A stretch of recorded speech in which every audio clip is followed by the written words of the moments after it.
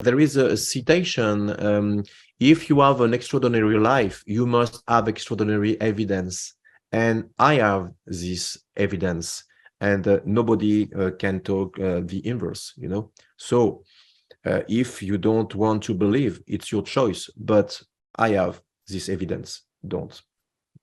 Victor tell me something very important. He tell me there is something very, very huge happening in disclosure in planets, because it's a battle, the dark versus the light. I think every people have experience and much share. Okay, no ego. They must work together, but it's impossible because there are people in this planet want to be the one. But I think each people have a piece of puzzle, and each of us can have a pictionary of the truth, but nobody has the real truth, you know. We have a piece of truth inside of each person.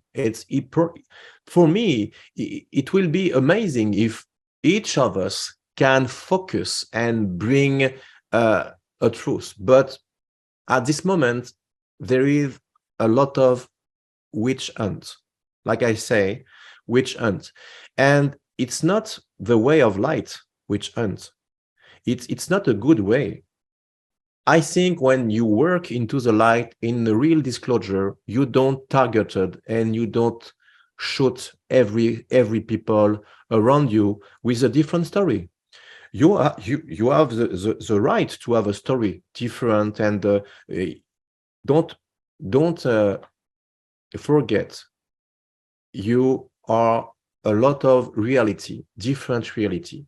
Maybe each person have his history and story in a different reality. So they're right, but in her reality, in his reality, you know? So I think at this moment, in this year, there is a lot of things happening, and there is a lot of mask fall. This is the year of the disclosure. You're listening to Exopolitics Today with Dr. Michael Salla, your source for the uncensored truth regarding the human, extraterrestrial, global, and political agenda. Click the like button and subscribe to this channel. And now, here's Dr. Michael Salla. It's my great pleasure to welcome back to Exopolitics Today, Jean-Charles Moyen from Quebec, Canada. Welcome, Jean-Charles. Hello, Michael. How are you? Good. Well, I'm very happy to have you back. It's been about 4 or 5 months since we last talked, and a lot has happened. I remember the last time we talked, you had experiences in underground facility in Antarctica where you saw an ark or a hall of record, and then also in Japan. And what was really interesting was that this also involved Elena Danaan. So you both actually corroborated each other. And I think we talked a little bit about that, but that was 4 or 5 months ago. So do you want to say anything more about what happened at Lake Vostok in Japan with Elena? Yes, it was very strange, the dream or the teleportation we had, because at the same moment, Elena had the same dream in Japan, and we worked together in Japan, and at this moment we are lost and we don't know which way, and she tell me the other day she made the same dream and she was lost. And she lost me in the street of Japan. And after that, we were in Fujiyama. And this moment, I feel inside of me, there is an arc inside the Fujiyama, the Mount Fuji. And I was attracted by a strange energy. I feel everything. And I don't enter into the Fujiyama because I was pull back and I wake up in my bed, but I remember I was in the front of Fujiyama and I remember Elena with me in Japan. And strangely, maybe in the future, we project to be in Japan for a conference or anything. But this is very strange. We made the same dream in the same country at the same moment in the same night. Well, that's very important to explain what exactly you mean by you had the same dream. Are we talking about a kind of astral journey where you both experience a common location and corroborate each other's experiences, or are we talking about physical teleportation? So you want to explain what exactly Yes, happened? yes. When I use this word dream, it's for all people understand what I say, because when I dream, it's not a dream, because I feel everything. I feel the energy. I feel the wind. I feel, and it happens something very strange, because it's impossible to be at the same place. And when I wake up, I have the sensation. So I think bilocation. I can project myself in real with I can touch, I can feel, I can shake her hand, and people remember to meet me at the other place. But it's not a dream. I don't think it's a travel, astral travel, because astral travel you can touch, you can just watch, and you can bring something.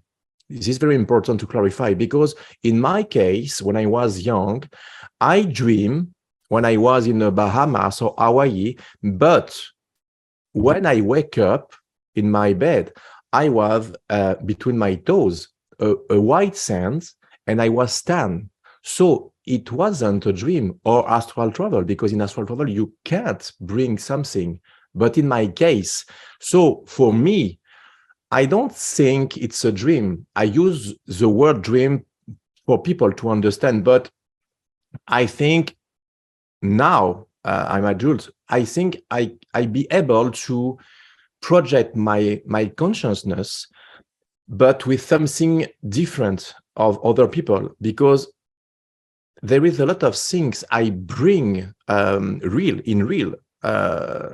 Maybe my hand with weight, or I have a sand or crystal. When I was young, I bring crystal in other planet named Antares, and I have this crystal in a bottle of my bed when I bring something. And my father tell me, if you can bring something, can you bring something very far? And I say, what do you mean? What do you mean? And he say, maybe another planet. So I dream I was in another planet named Antares, and I have with me a bag with a bottle. And when I dream, when I was young, when you are young, everything is possible. So I take this bottle in my bed with my bag, and I say, if I wake up in my dream, I will be able to bring something. And curiously, I wake up in my dream, and I feel with the water and a crystal inside. And when I wake up, I say, okay, I dream. But in the front of my bed, in the bottom of my bed, there is my bag, and there was the bottle with a crystal inside. So at this moment, I was able to bring something. So it wasn't astral travel. It wasn't for me. I think it was real teleportation. It's impossible to live in Paris in an apartment with a 9th floor, and it's impossible. So when I was in Japan, now it's different because I'm adult. Melanie tell me I am already in the bed. So she don't tell me you wasn't in the bed. I was in the bed, except when I was in my office, because I want to share something very important. There is 1 or 2 years, I was in my office, and Melanie searched me with her daughter, and she tell me, One, where are you? One, where are you? And I was in my office, and at this moment, I'm thinking, you don't see me. you don't see me, you don't see me. And she enter in my office and she don't see me. She tell me, you wasn't in your office. And I'm 100% sure you can even, it's a wall, okay? So it's impossible. So this office was empty, but I was here. So maybe I can control myself to project myself or disappear in the front of people. This is a reality, okay? Because I'm very strange guys with special abilities, and now I discover another abilities each day, each month. There is some very curious thing. So when I use the word dream, it's not a dream, okay? So I go to I lie in my bed, and at this moment I felt I was pulled back and enter in my bed like this. And when I open my eyes, it's I can control what I want. And I was in Japan, I was in Antarctica, but at this moment, another person like Elena, like Tony, like other people live this same experience with the same detail. And for her or for him, it wasn't a dream too. Do you remember when you were in the Antarctica, do you remember physical sensations like Yes, feeling cold? I mean, was it very cold? I mean, what were you wearing? I mean, if you were at home and you teleported into Antarctica, into this ark, I mean, obviously you're going from one temperature environment to something very cold and very intense. So what did you feel when that happened? Good question, my friend. I was frozen. And I remember Thorhan made something, and I was in a spacesuit, like something stick to my skin, and I feel better. And I was like a force field, hot force field around me, like 1 centimeters blue, and I feel good at this moment, and I don't feel frozen.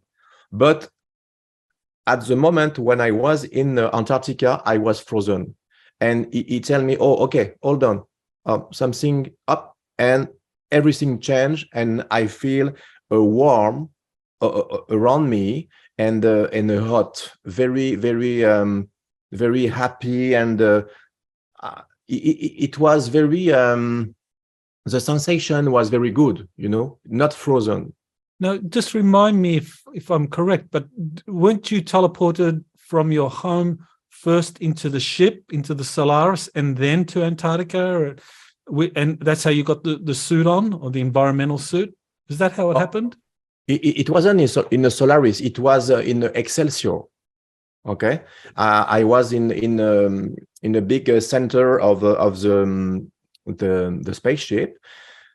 There is behind the bay window with a space view universe. There was Melanie, my wife, in a spacesuit, in a silver spacesuit, and there was Elena in the front of me, and behind me. At this moment, I felt something very electrify myself, and I feel tingling, and it was Thorhan behind me, and he tell me in telepathy, everything is okay, everything is good, and he put her finger in,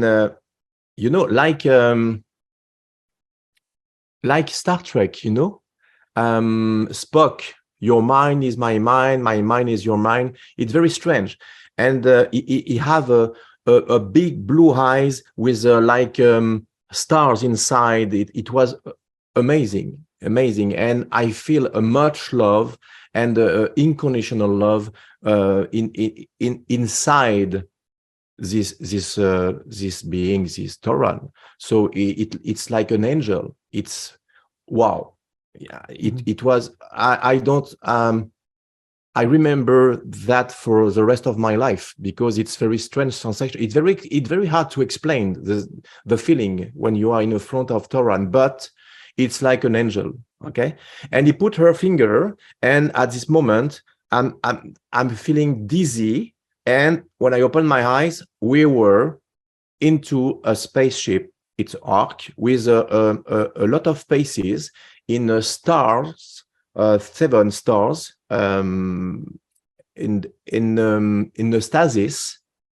And when I go to the tube, the stasis, the light on and the light off, because I had interaction with my DNA when I approach with these beings. It's like I search my word. Sorry. Yes, it's in stasis. Okay, so when I wake up, when I was in the front of this tube, the light on and the light off, and there is a lot of crystal in the panel of the spaceship, and there is a strange inscription word, light on and light off. It was like a hieroglyph, like a old writing. I don't know the name, but it's like a hieroglyph. Hieroglyph is a good name of Egyptian, right? Yes, a glyph. A glyph. Yes, it's like a glyph, and in the wall, and everything was very bright. No bolt, everything was pure.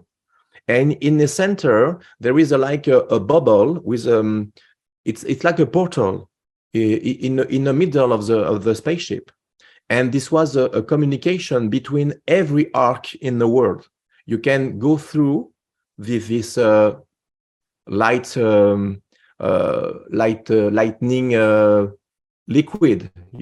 It was very, very strange. And when you go into the portal, you are teleported in other arc. I remember that.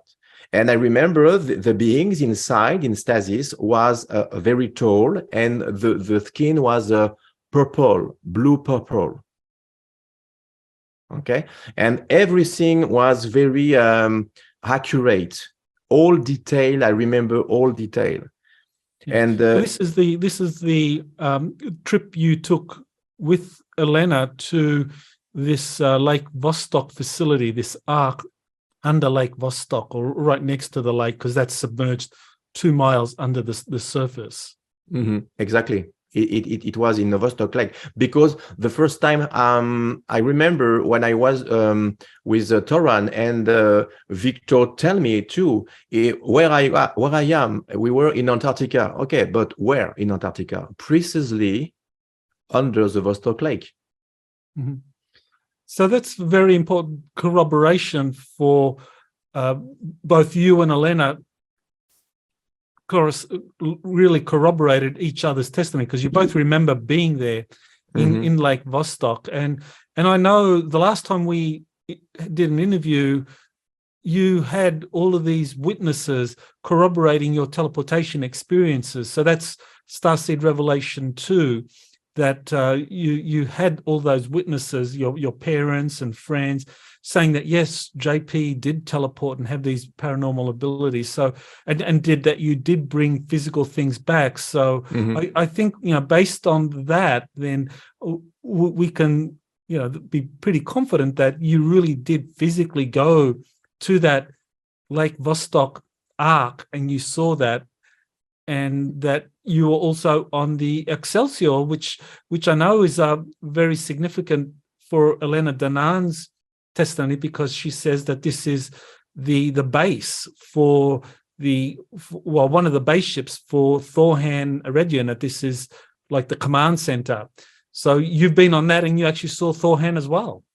Yeah. And I remember Thorhan, each detail, and it was amazing. And the description I made, Elena tell me, oh my God, it's very emotional, because it is look like exactly you describe, exactly the sensation, the chills in my arm, and I spoke now, and I have the chill into my beer, and it's curious because it's it's chilling because my mind remember each detail of this experience.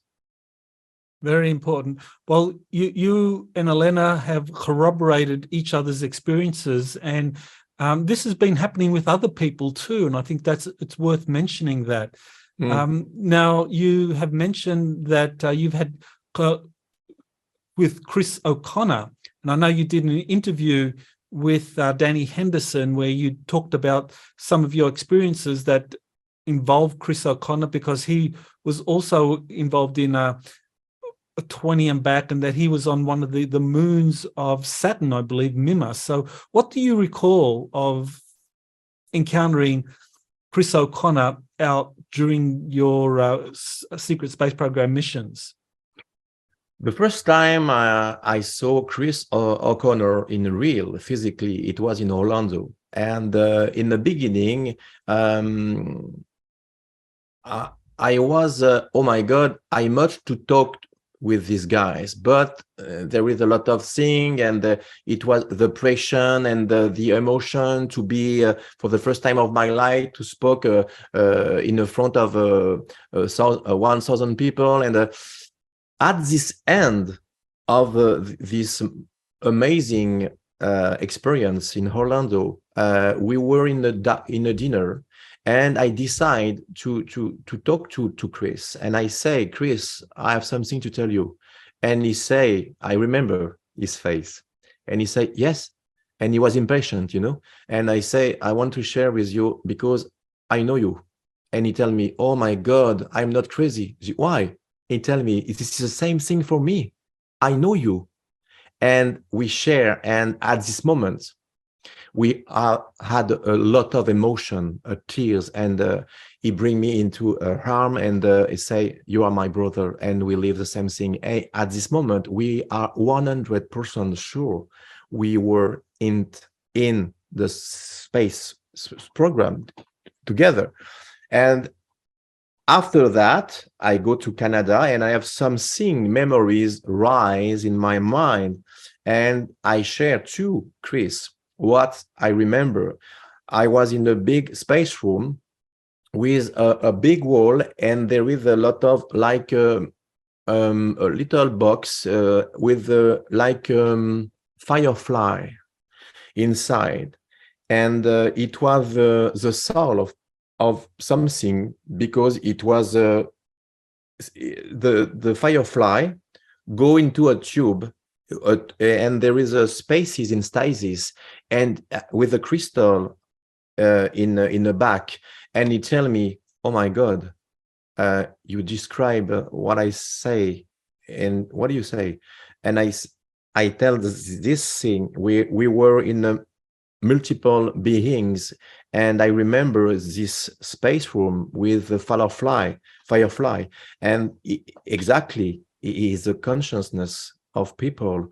And he explained to me, because at this moment I don't know the story of Chris, but I remember the eyes, because the eyes don't never change. The deep inside, this blue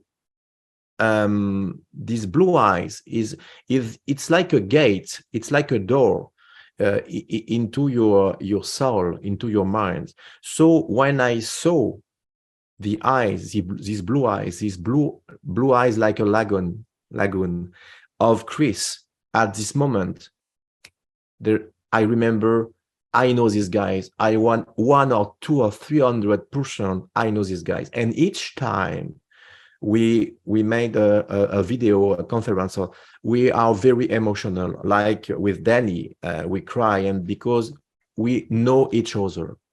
I don't have a lot of memories, but the memory I had, it's I know him, he know me, and I described something he never tell in a people. when I describe the stasis with the firefly in like a soul, and he go into the tube and blah blah blah, and with the crystal, he tell me, I never share this information before, John Charles. So it's exactly what I saw and what I experienced. And we want to rise a lot of memories with Chris, with Tony too. And I think when we were in Orlando, it was necessary. We were in a contact, really physically, a touch, and at this moment, no one can destroy this connection between us, between you, between me, between Chris, with Alex and Danny. It's something open, a gate open, a powerful energy, something happening at this moment in Orlando. And this is the reason why there is some people at this moment do witch hunt in yes, we will talk about that. Yes, it's insane, because there is very, very, very aggressive, and it's not normal. Some people say, oh, in Orlando it was very good and it was a love, and other people say, oh, it was evil. It's impossible. You can change your story like that. It's evil or it's good. My friend, it wasn't evil. It was a pure love, one love, like Bob Marley sing, one love, like Danny sang. So we are in a good way, but this is the time for disclosure right now. Yes. There's disclosure is happening, and one of the things that I try to do, there's a lot of people talking about their experiences, but very few actually put effort into corroborating their experiences, finding evidence to prove their experiences. And I do like to work with people that make the effort to do that. And I know you're one of the people that actually does also make the effort. I mean, this is what you've done with your movies, that you actually provide evidence supporting your experiences, and that's very important. And I know in Orlando, it was really great to see the kind of recognition that happened between different people, that I know that you and Chris O'Connor recognized each other, even though you had never physically met before, but you recognized each other. And that was from you both being in different secret space programs, but at some point you met out in space. And as you said, you remember these experiences with the fireflies, and that was something that was common. Now, you also mentioned Tony Rodrigues. I mean, he was a slave on Ceres. He was part of the Nakwaffen. He was controlled by them, and you actually also had this recognition with Tony, and maybe the place where that happened, you recalled that. So you want to talk about what happened with you during your space service, where you actually went to Ceres, or what happened there? When I was young, when Tony was young, he described when he was, I think, 7. He described he had a friend, like an imaginary friend, but it wasn't imaginary friend. He shared this information to his mother, and he tell, there is a kid come into my room through a portal, a lightning portal, and his name is Charlie. And I say to Tony, oh my God, Charlie, because it's my nickname when I was young. My name is John Charles, but my nickname for my friend when I was a kid, it was Charlie. And I remember came into the room of Tony and to advise to follow me. But at this moment, Tony don't want to follow me. And we don't understand why he don't want to follow me. I think I was through the time to advise, there is a danger for you if you because there is a lot of years after he bring Tony to secret space program, but very bad experience. So we discover with Tony there is a few weeks, maybe he must do this traumatized experience to bring the proof, evidence there is the slavery in space. So at this moment, this is the reason why he don't follow me through the portal. And he tell me he talked to her mother. There is to his mother. There is a few days or few weeks, and she remember this story about this mysterious friends now named Charlie. So it was me. And after that, I just want to interject here that Tony sent me the video of him interviewing his mother, and his mother confirmed that yes, when Tony was around 7 years old, that he had this kind of imaginary friend, Charlie, and that was actually you at that age. That you were, I think, a little bit older or something, but that you were meeting. But it wasn't just Tony saying that he was having this encounter with someone coming through a portal, because you've described going through a portal when you were very young. But Tony's mother actually confirmed that, yes, Tony was actually having this imaginary friend called Charlie. And this is a very amazing thing, because between me and Tony, we are 3 years of difference of age, okay? So when the abduction of Tony began, he had 10 years. So me, I have 13, you know? At 13, I was my sunstroke, and I was hospitalized. And this is the moment in a summer camp. My experience with David Rousseau in the Solaris, and my training began at this moment. But at this moment, precisely, the bad experience began to Tony. You know, it's very curious. At the same moment. And after that, I grew in the space program. And when I was adult, I was on a mission, different mission, Mars and Moon. And I remember I was in the Ceres colony to rescue some slave people, beings and people. But when I record and release my movie, Starseed Revelations 2, it was my memory rise 9 months before the book of Tony, Ceres Colony, Cavalier, release. So nobody knows this information about Ceres. And I have the proof of my memory and my movie and the release of the book so it's impossible for the Ceres experience. When I described this series and I was in the space, and I remember Tony, and Tony tell me, when your memory rise, and I tell in 9 months, it was in a writer, he write a book at this moment. So no information outside, because it was a big surprise, and it was a long time. He write a book, and it was a secret, and he don't share this information, very important. And I don't know Tony like now, so it's important corroboration between us, you know. Yes.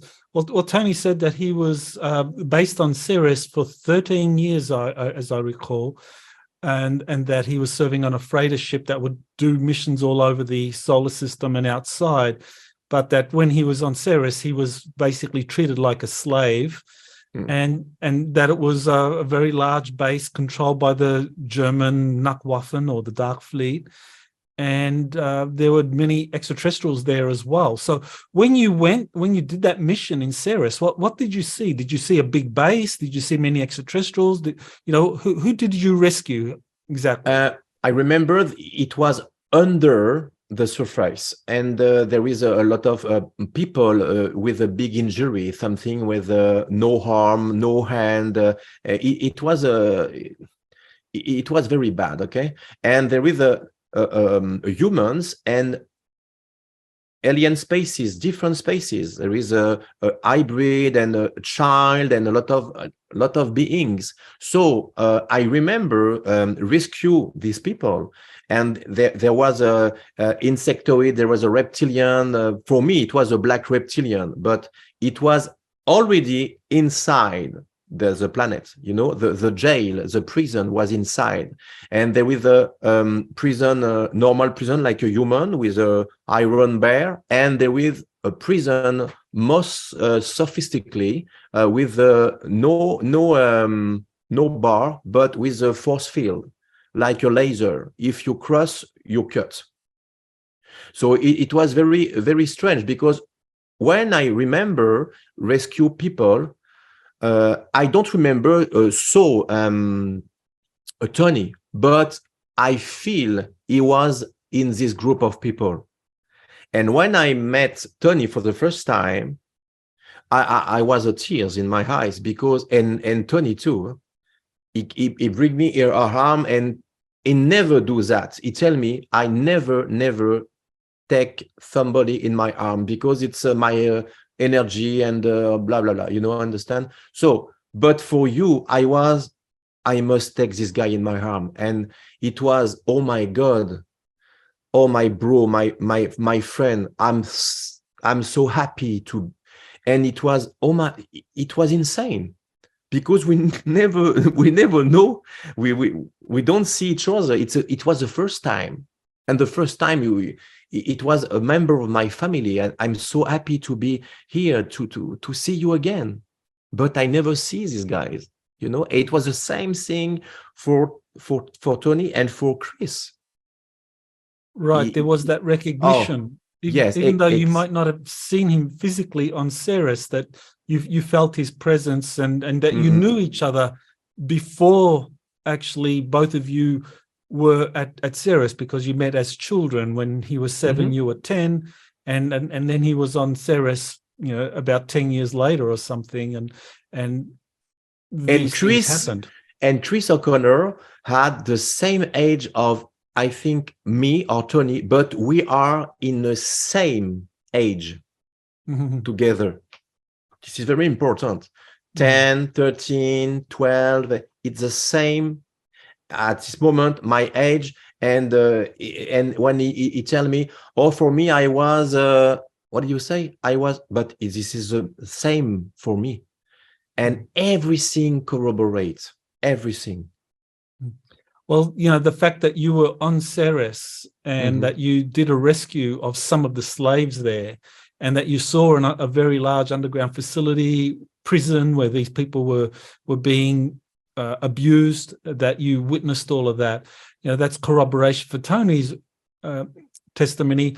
And also, you know, there's corroboration for both of what you saw and what Tony experienced on Ceres, because I did an interview with Dr. Courtney Brown about 6 months ago, and this was just after Tony's book, Ceres Colony Cavalier, came out, and he actually had a team of remote viewers look at Ceres to see if there really was a base there, and if there really were people being abused there, and they confirmed that.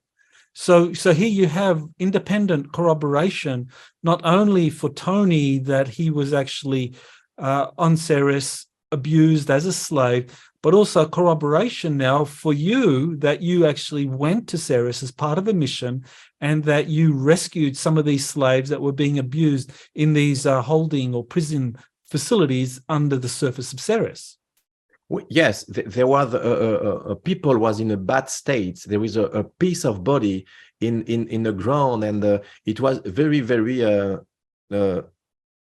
horror, you know, like a horror movie. It's insane, and they don't have emotion. There was empty of emotion. Some people was break down inside, and when I rescue these people, it was in a room to rehabilitate with a med bed to try to save what we can. And if the injury was too bad, they exchange in a new body. with her consciousness was transferred to another body.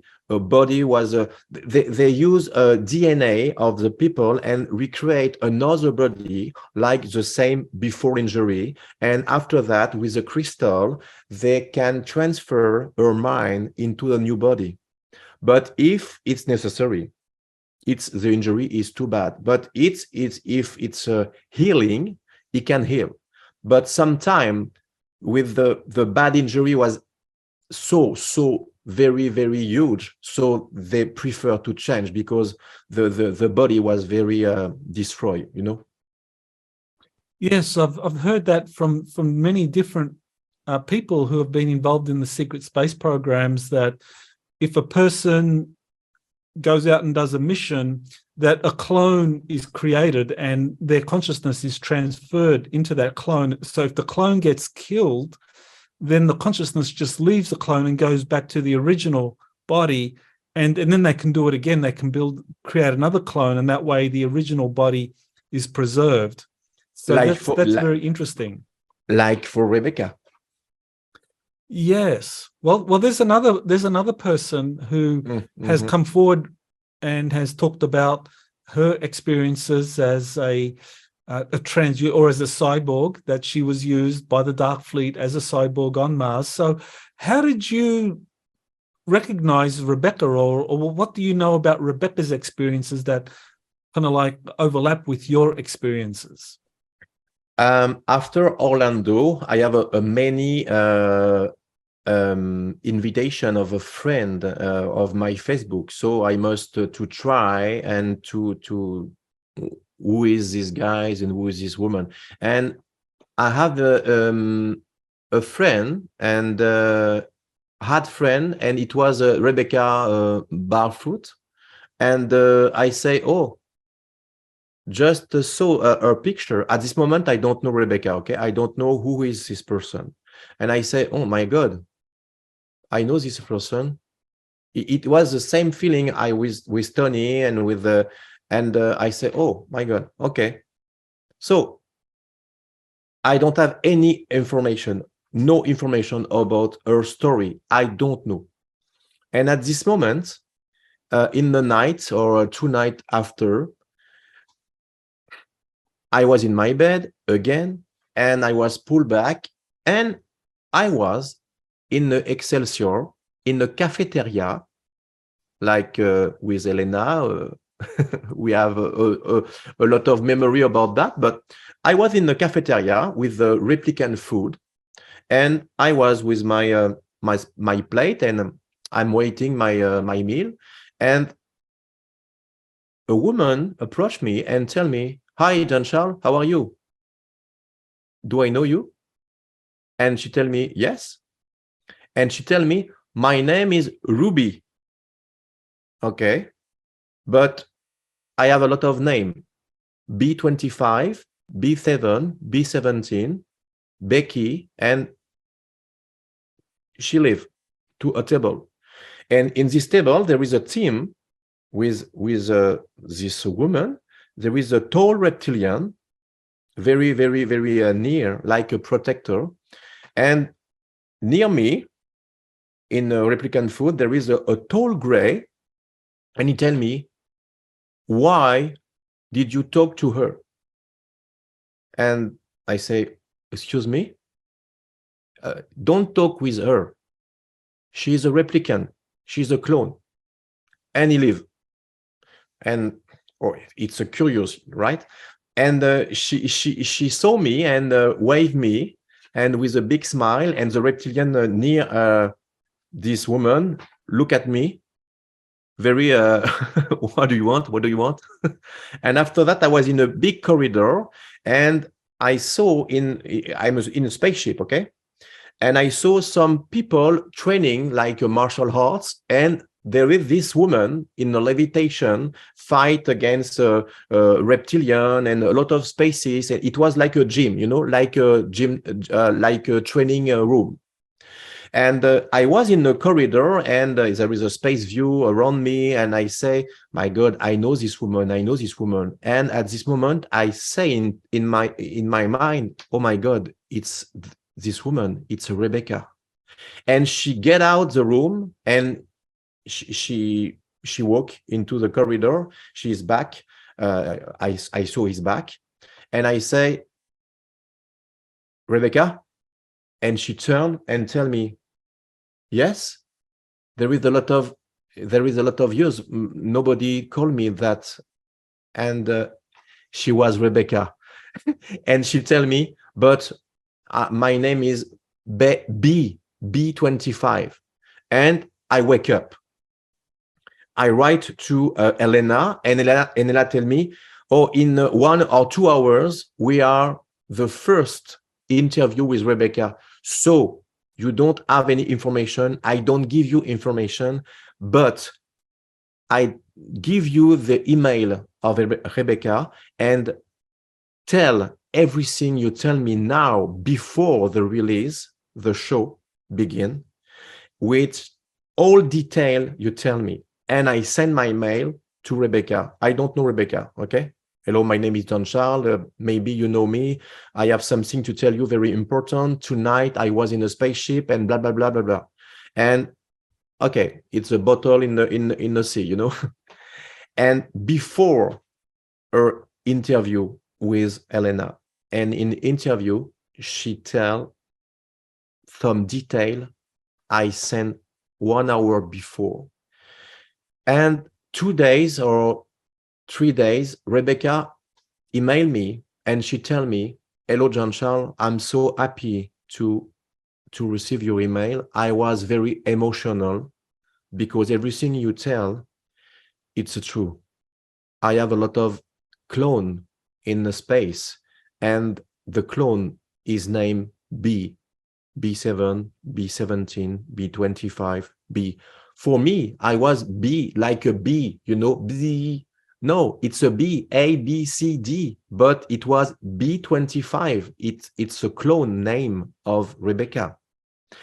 And I was, oh my God. And the next day, or the 2 days after, I was in the same state, and I saw the sequel of my vision. We were in a corridor. I say, Rebecca. She tell me, yes, my name is Rebecca, but it was a long time. Nobody called me like that. And my dream follow, and she tell me, do you want to go to the mission with me? And I say, oh, yes, why not? And outside the Excelsior, there is a lot of connection, like a hub with a different spaceship. And there is a big spaceship. It's a polymorph spaceship. It changed like liquid. And she tell me, this is my spaceship. It's a polymorph spaceship. But you must change your frequency before you enter inside my spaceship. So I follow Rebecca, and we go through like a portal, and I feel tingling inside of me. And after I get out, I was in a spaceship. And she tell me, okay, everything is okay, follow me. And she showed me something. And you know what? She tell me, go into this room. I go into this room, and there is a lot of beings inside, in stasis, in a tube. It was all Rebecca in a different sample. And outside there is a crystal memories. And she tell me, every consciousness is linked into my mind. And when each body lives something, mission, everything you want, I have this information. So you can, for me, you talk to me, I'm 25, B25, but I think we already met together, but I wasn't sure it was this body. It's one of this body, okay? So when I wake up, I wrote an email to Rebecca, and she tell me, I'm crying because you're right. I have a lot of clone. And I remember what we say.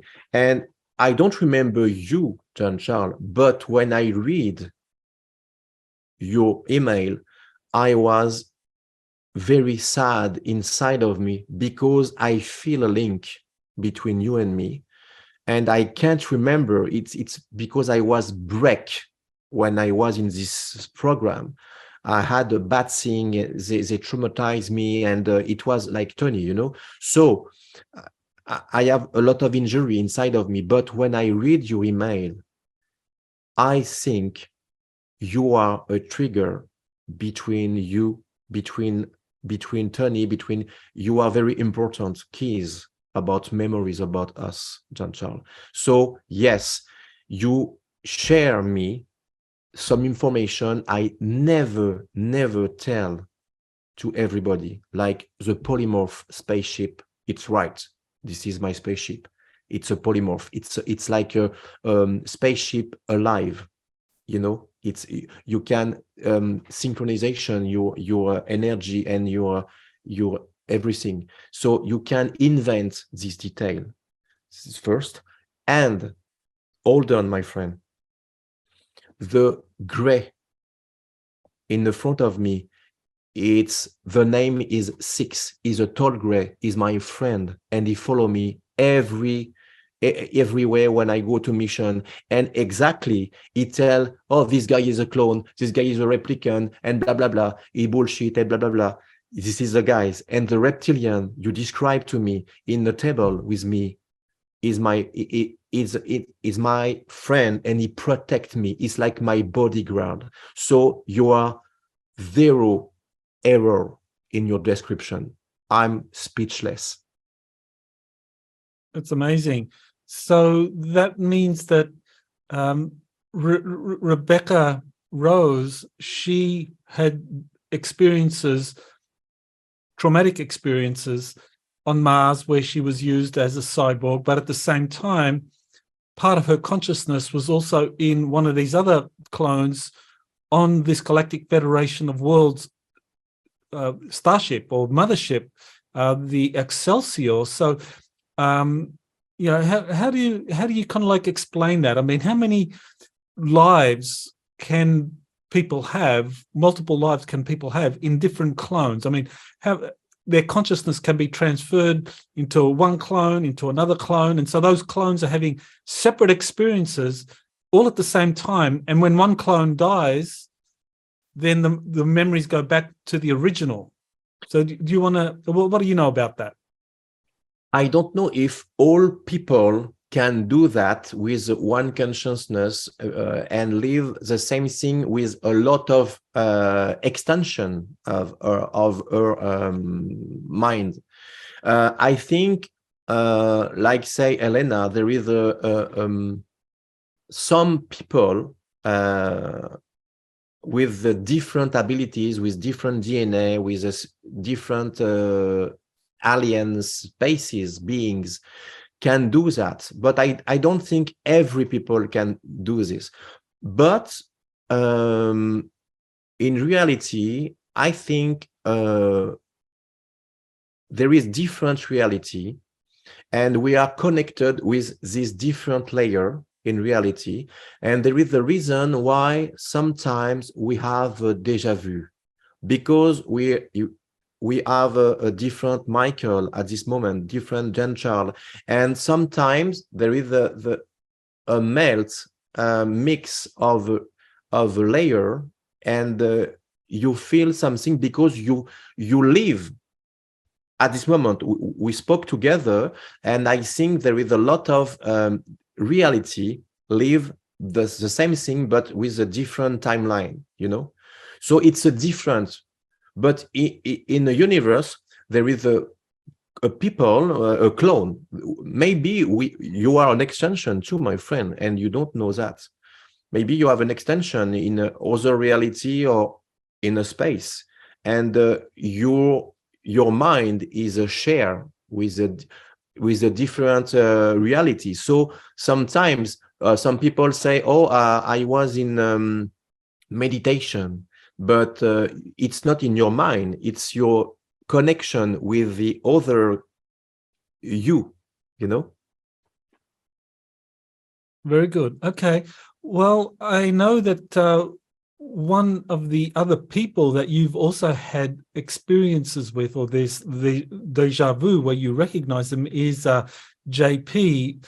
He's my witness who's serving with the US Army, and I've known him since 2008, and I've been putting out his testimony for quite a few years now. But you got to meet him recently, and one of the things that I've been covering with him over the last 6 months is he's gone on 3 missions now to these underground civilizations populated by the ant people. And Yes. he's had different experiences, and I've discussed them on my website. But you actually had an experience with JP concerning the ant people as well. So why don't you explain what happened? First, I must be clear. I had the chance to meet the GP when we were in Orlando, and the first time I saw this person, it was like Tony and Chris and Rebecca. I felt inside of me a big link, a friendship, a respect, a lot of things very, very, very strong. And like, brotherhood in army, you give your life for your friend. And it was the same thing. For the rest of my life, if he have a problem, I be there for him, So we have a lot of connection, and we felt you are witness when I was with GP. There is something very very amazing to the level of energy inside this room, and we are connected. It must be arrive. There is people inside the earth be here to connect and link people with like you, my friend. You are very, very important in the disclosure, and your mission, a part of your mission, is to connect the good people with the good people. So when I go to Canada, and there is a 2 or 3 weeks ago,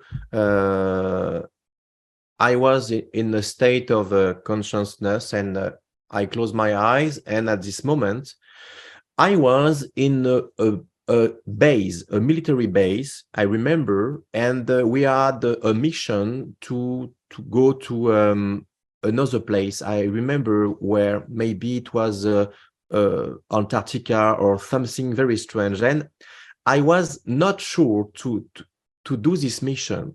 Okay, and near the spaceship or the helicopter, it was like a helicopter in 1955 war, but in outside, but inside it was very technologic. But outside it looked like an helicopter. It's very curious, and there is a woman with the suit and a helmet, and at this moment I felt again it was Rebecca, but an extension of Rebecca, and she gave me a sign like don't go to the mission.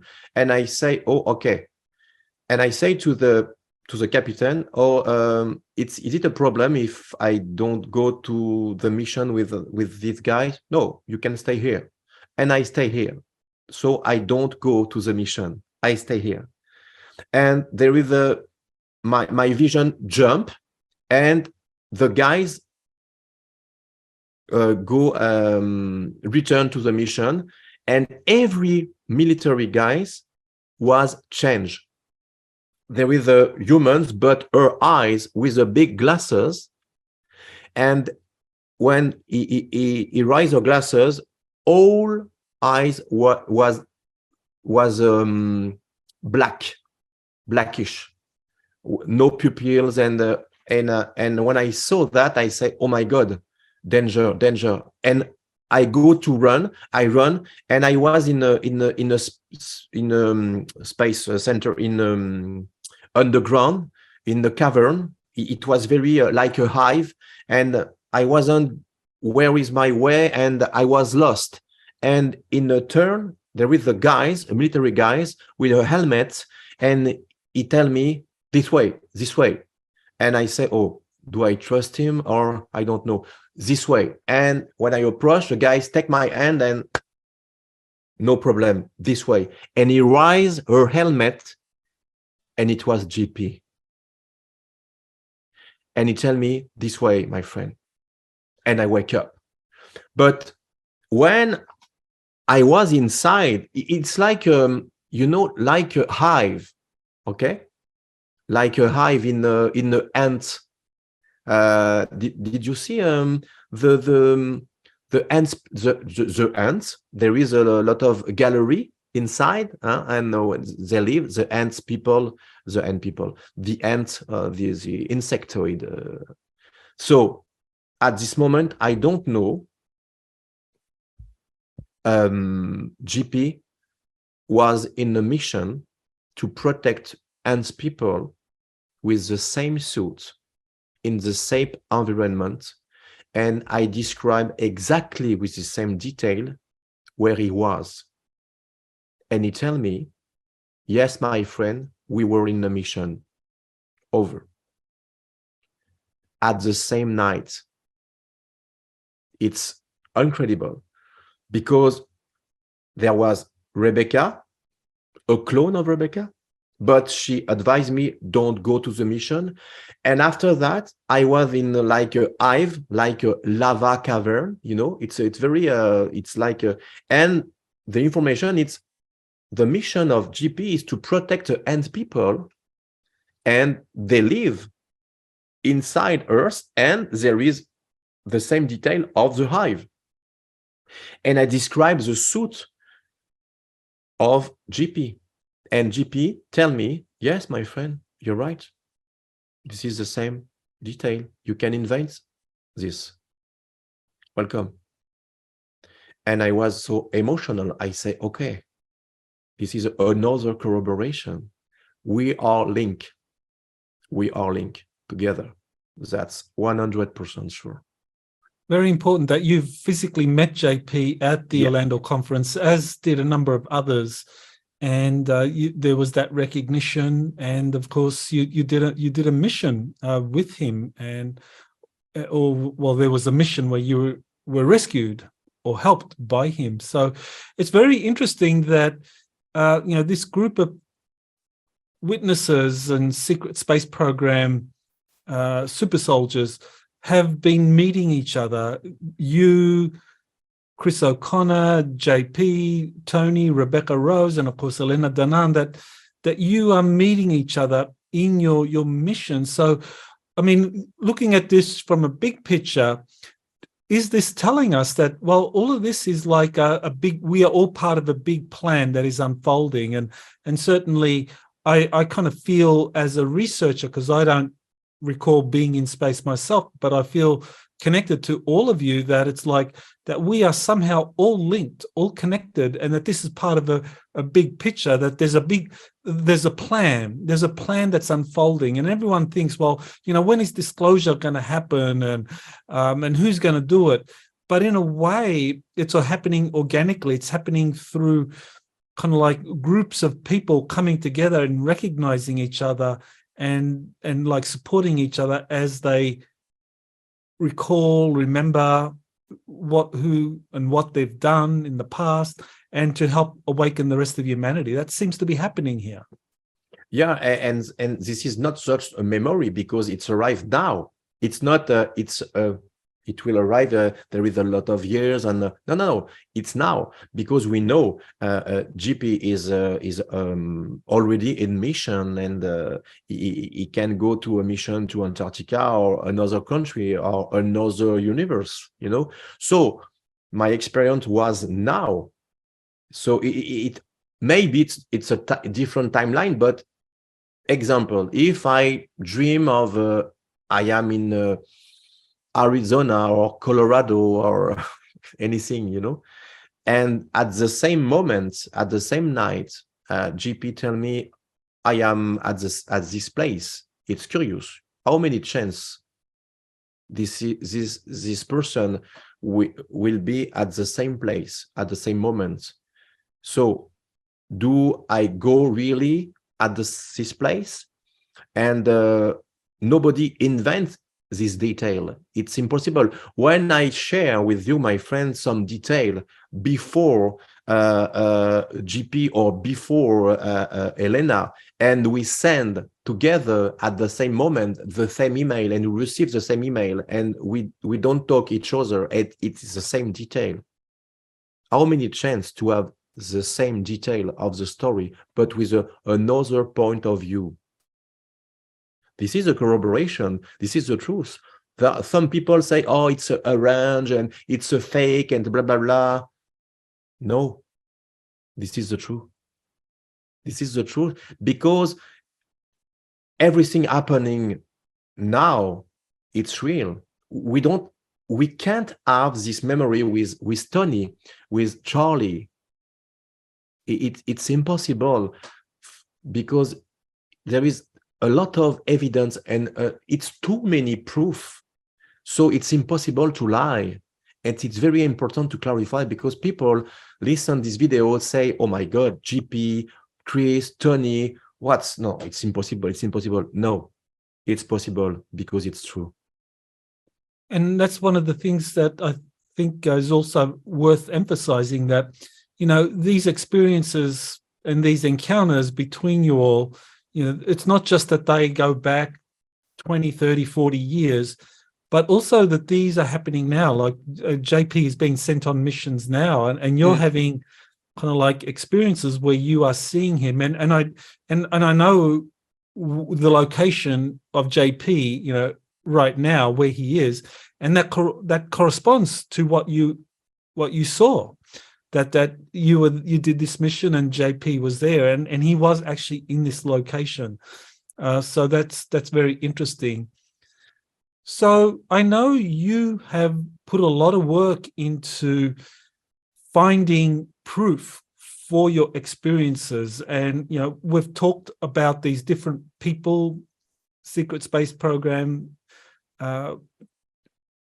people who have worked or have been part of the secret space program, or were forced to be part of it, and that you recognized each other, and that you've been on missions together. So that kind of helps the proof. And the last time we talked, we went into depth into your movie Starseed Revelation 2, where you actually interviewed all of these people, you know, your parents, your friends, witnesses, and others studying you, and you presented a lot of proof, and you released that. Now, you know, that was all done with subtitles. Now, I know you've done a re-release of that in English, where people can actually hear that it's dubbed, of course, but they can actually hear the different witnesses talk about how they've corroborated your life experiences, your encounters with Victor, how different times there were attempts by men in black to assassinate you, to kill you, and that you actually have witnesses, multiple witnesses, and there was physical evidence. And this is all presented in your movie Starseed Revelation 2, which has just been re-released in English, dubbed English, and I recommend people take a look at that. So anything you want to say about this new movie, or this re-release of Starseed Revelation 2 that's now on Vimeo?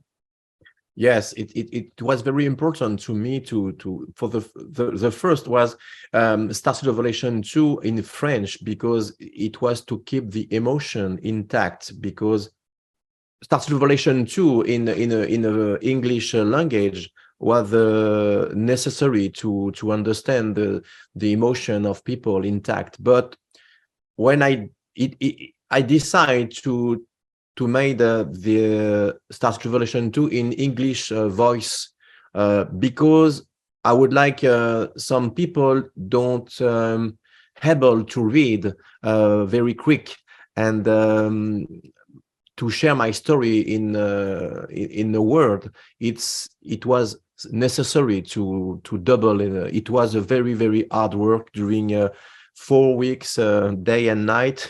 And I do my best, and it was in artificial intelligence to generate a voice. But I think I was very tired to do this new version. But I think it's good, because some people tell me I'm very I buy the two version.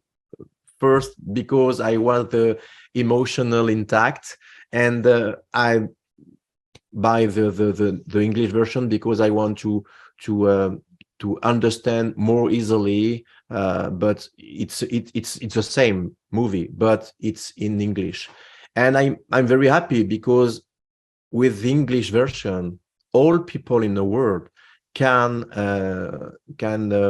show my can watch my story in a good understanding, So I'm very happy to this version. The next movie will South Shore 2 with you in maybe in a few months, because I'm already to change some special effects. Visual effects. It's very, very hard to made, and I want to release the best thing for my sequel of South Shore Origin. So this is another project I have, but for this moment with you, my friend, it's very important for people to watch Starseed Revelation 2, because inside there is a lot of testimony of, like you say, my parents, Dan Winter, my friend, scientist, proof evidence. He tests my mind with my brainwave, and it's 2 hours 35, and it's the best documentary ever made, with a lot of proof, because there is everything I live with my parents since my birth, and it's very, very important. Everything inside is 100% truth. Well, I want to congratulate you on doing both a French version and an English version for the English-speaking world, because it is very important, because there are so many people who tell stories or have amazing stories to share, which is all well and good. But if you don't make the effort to provide evidence to support this, then they're just stories. But you've gone above and beyond providing evidence. You've gone as far as to provide something that even very obstinate skeptics would look at all of the evidence you've presented and say, wow, this is very powerful. I thought all this was nonsense, but now, having seen Jean-Charles Moyen's Starseed Revelation 2, I believe there's something to this. Yes, and some people say, oh, it's failed, or it's in her mind. No, it's not a memory I recovery or rise in hypnosis. It's real. We were with my parents when we purchased by the Men in Black.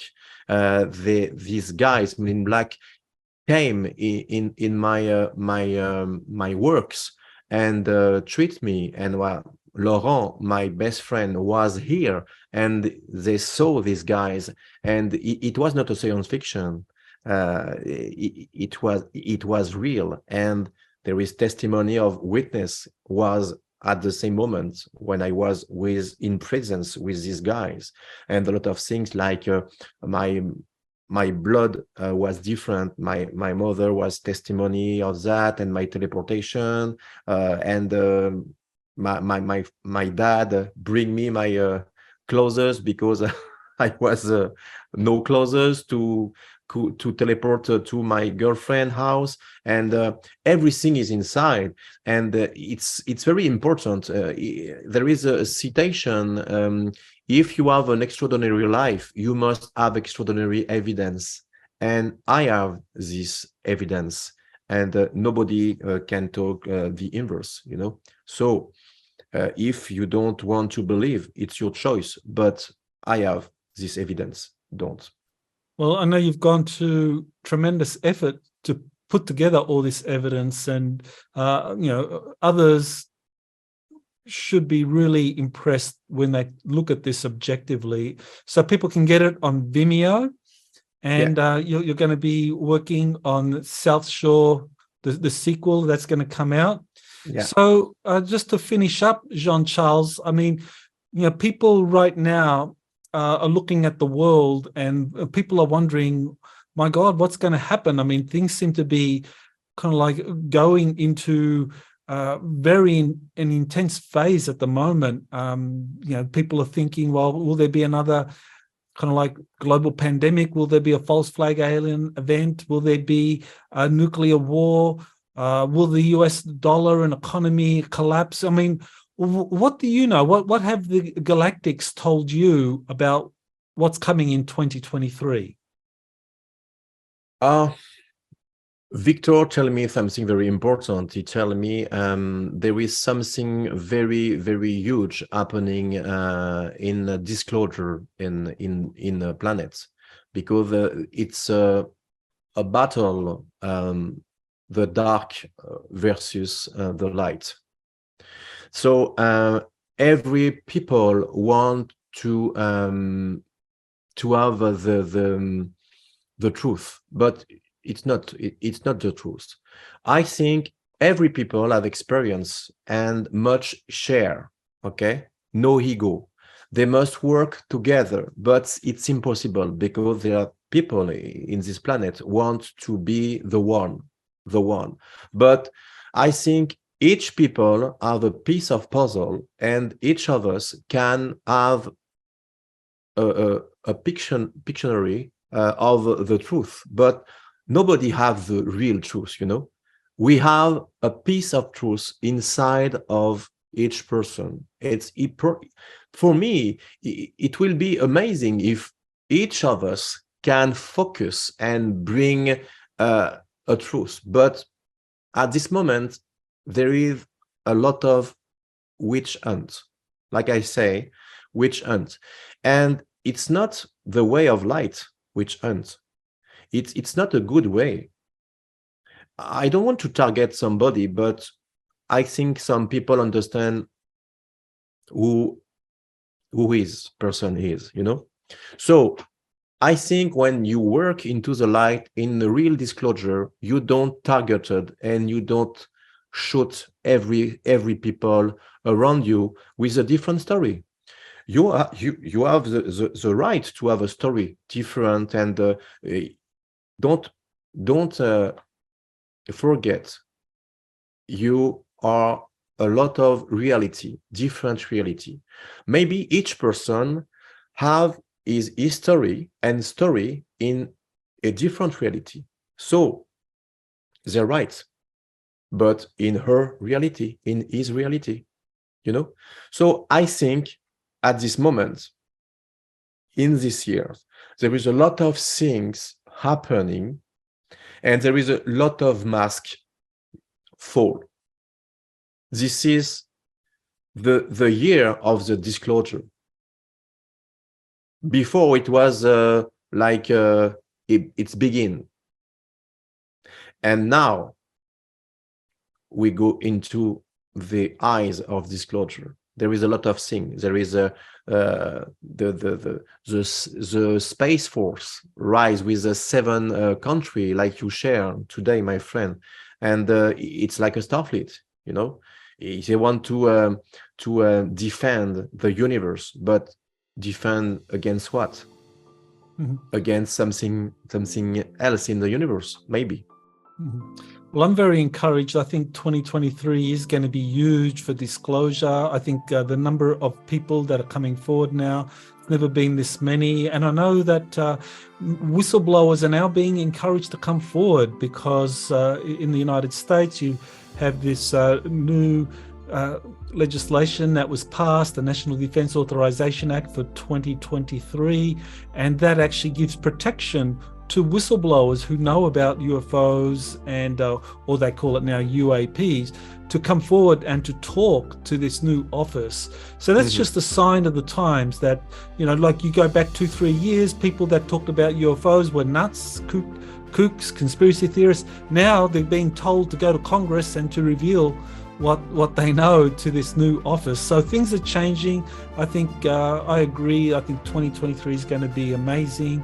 And I think we are moving into this Star Trek future. So I want to thank you, Jean-Charles, for your efforts to bring out the truth. That I know you work very, very hard to produce these documentaries, and I encourage people to support you.